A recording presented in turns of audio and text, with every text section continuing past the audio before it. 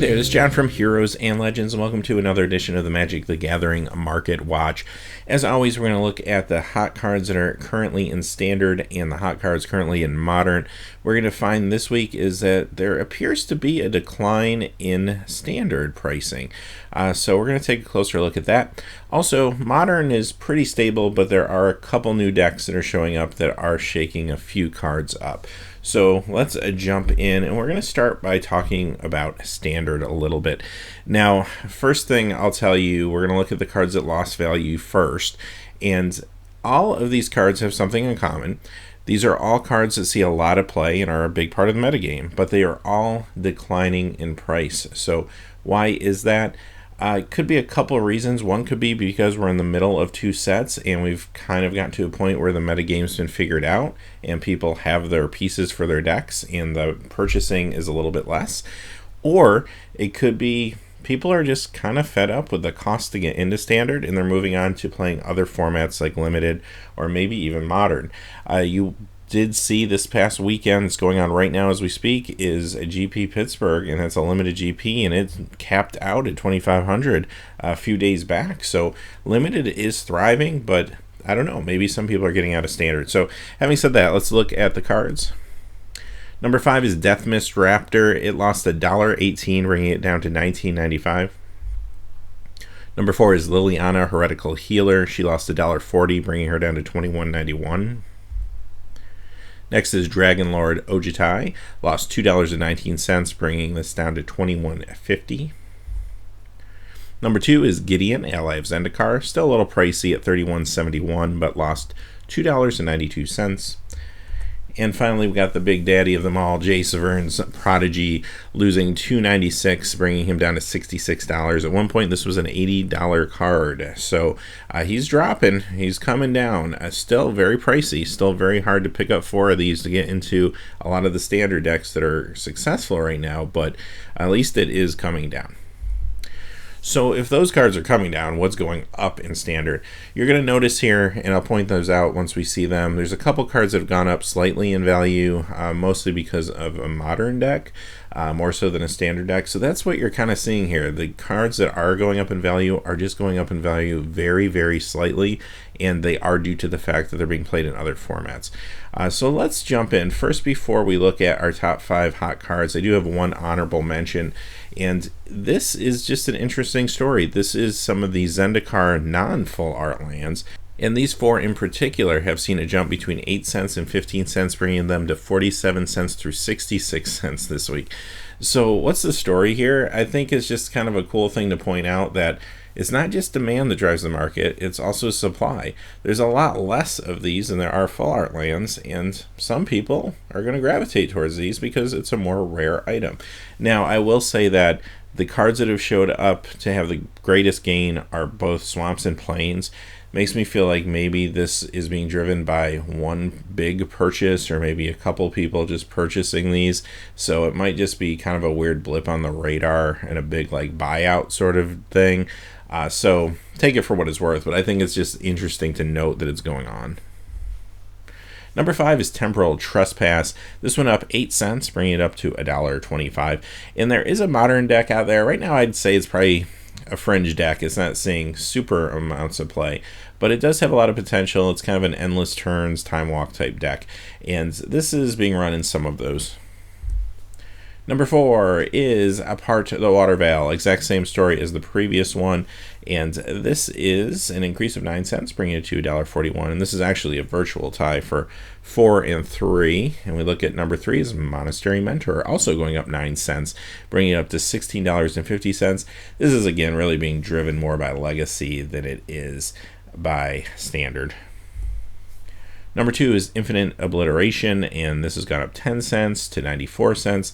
Now this is a Standard card that's seeing play, mostly in sideboards, but it does do some work against some of the decks like Abzan out there. And finally, the one card that actually is seeing some significant heat in the Standard world is Ugin the Spirit Dragon, going up another $2.55, bringing him to $42.90. He's gone up a lot in the last month or so, and it makes sense. He's seeing a lot of play in the last month or so, and he's in a lot of key decks. All right, so that's standard. What's going on in Modern? Now, we're kind of in between Modern seasons right now, so Modern isn't making huge leaps. You're going to see a lot of cards just kind of going back and forth, up and down, same cards that we see every week in most cases. However, there's at least one interesting thing to look at about a new deck that is hitting the scene. All right, so number 5 for losing value is Glimmer Void, and this is the Mirrodin version. Lost 85 cents, bringing it down to 27.03. And don't worry about the Infinity deck. You're going to see why in just a few minutes. Next, we got Grove of the Burn Willows. Lost 87 cents, bringing it down to 57.77. Normal fluctuation. This card and its partner, Horizon Canopy, just seem to go up one week and down next. And number 3 is Horizon Canopy, losing $1.28, bringing it down to $57. But both these cards just stay in the high 50s, the low 60s range all the time, pretty much. Number 2 is Crucible of Worlds. This is the 10th edition version. Lost $1.46, bringing it down to $46.99. Now, this is just simply coming down off a little bit of a price spike that we've seen recently. Whenever a card spikes, you can usually bet that you'll see a little bit of a decrease at least, and that's what this is going through now. And number 1 is the Modern Masters 2015 version of Tarmogoyf, losing $2.98, bringing it down to $145.98. There's still Modern Masters product out there being opened. It's actually not that hard or expensive to get if you really want it. So that's being reflected in the price here. But you'll see in a few moments that Tarmogoyf is still a hot card. All right, let's look at the top 5 cards that gained value this week. Coming in at number 5 is Minamo School at Water's Edge. 51-cent increase, bringing it to $22.99. And yes, definitely still sees Modern play and is going to see Modern play for a while. This one's just been creeping up for a few months now. Marsh Flats gained 67 cents, bringing it up to $37.85. This is the only fetch land that's on our list this week, but Marsh Flats is a little bit cheaper than some of the rest. I think it's just starting to catch up now with its other enemy colored fetches. Glimmer Void. This is the Modern Masters version of it. It's gone up 92 cents, bringing it to $30.27. So, like I said earlier, don't worry about the Affinity deck. It's just fine. These are just weird stabilizations. The Mirrodin one lost value this week, but the Modern Masters one went up in value. And it's very similar to what we just saw. Tarmogoyf, $192.69. It increased $2.24. The Future Sight version is going up and is actually significantly higher now than the Modern Masters 2015 version. Finally, our number 1 card in Modern this week is Protean Hulk, and this has gone up $7.12 this week, bringing it to $10.45. So why is that? Well, a couple weeks back there was a deck in the Star City Games Modern Open that did very well, actually top 8'd, I believe. And it's a Into the Breach Protean Hulk deck, and a lot of people are trying to put this deck together now. The only thing I would warn about this is a big spike for this card. Whenever there's a big spike, there's usually a backlash. It will start to go down a little bit. But also, too, deck feels a little bit easy to sideboard against. I think there's some easy ways to kind of throw in some sideboard hate against this. So it might be a lot like Amulet that we saw a few months back, where it gets a big spike and then it kind of doesn't do well and falls back off. So watch for that. I wouldn't speculate on this card or necessarily speculate on this deck at this point. But there you have it. I mean, huge increase for this card. Very interesting to see. So that is our market watch for this week. We'll be back next week and continue to examine the trends that we're seeing in the market. Until then, hey, thanks for watching. Please remember to like and subscribe, and have a great day.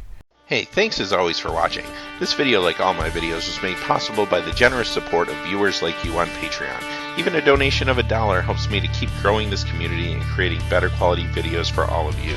Check out our Patreon page for exclusive giveaways and future goals for the channel. If you haven't had a chance yet to subscribe, hit that subscribe button so you don't miss any of the MTG news, spoilers, set reviews, product openings, or finance videos on Heroes and Legends. Talk to you again soon, and have a good day.